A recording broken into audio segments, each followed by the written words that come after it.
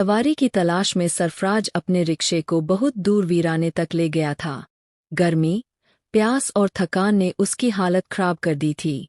उसकी अम्मा ने रात को बताया था कि घर में राशन खत्म हो रहा है। सिर्फ यही परेशानी नहीं थी बल्कि 2 महीने से घर का किराया भी नहीं दिया था। यही सब सोचकर वह ज्यादा दूर निकल आया था। शाम ढल चुकी थी। रात होने वाली थी जब वह वापस जाने का सोच ही रहा था कि उसने 3 नकाबपोश लड़कियों को देखा जो काले बुर्के में दूर से आती दिखाई दीं। इस वीराने में कोई घर भी नहीं था, इसलिए उनकी मौजूदगी अजीब लगी। लेकिन उसने सोचा कि शायद वे रास्ता भटक गई हों या सवारी की तलाश में हों। लड़कियों ने आकर कहा, भाई, क्या आप हमें शाह हवेली तक छोड़ सकते हैं? सरफराज ने फौरन हामी भर दी। वह खुश था कि वीराने में एक सवारी मिल गई।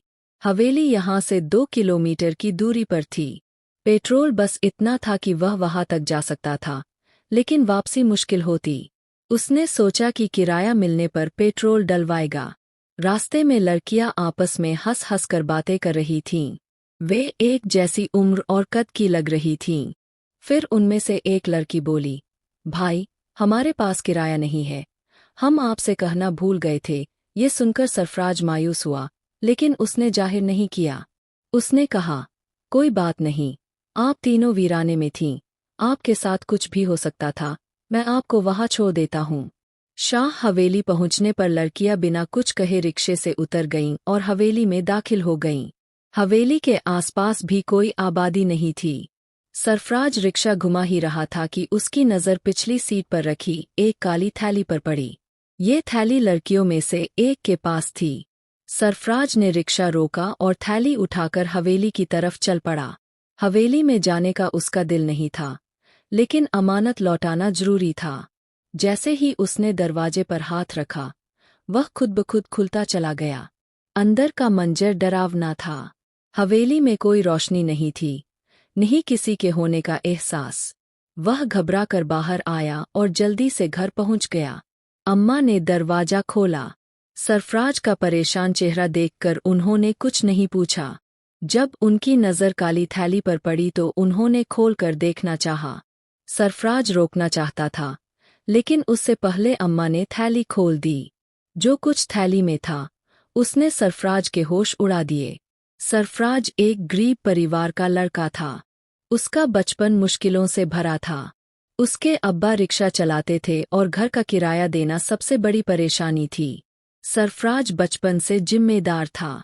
जब अब्बा बीमार रहने लगे तो उसने चुपके चुपके रिक्शा चलाना सीख लिया। एक रात सरफराज को अम्मा और अब्बा की सरगोशियों की आवाज़ सुनाई दी। उसने ध्यान से सुना तो जाना कि अब्बा को जिगर की बीमारी हो गई थी।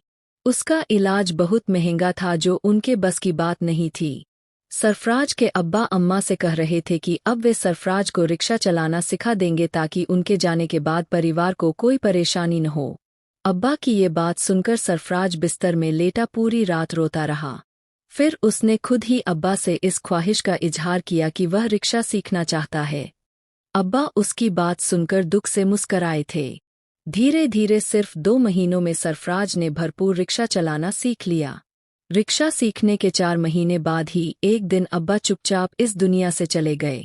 सरफराज की उम्र उस वक्त सिर्फ 15 साल और कोई भी रात ऐसी नहीं होती थी जब वह अपने अब्बा को याद करके न रोए। लेकिन सरफराज ने हार नहीं मानी।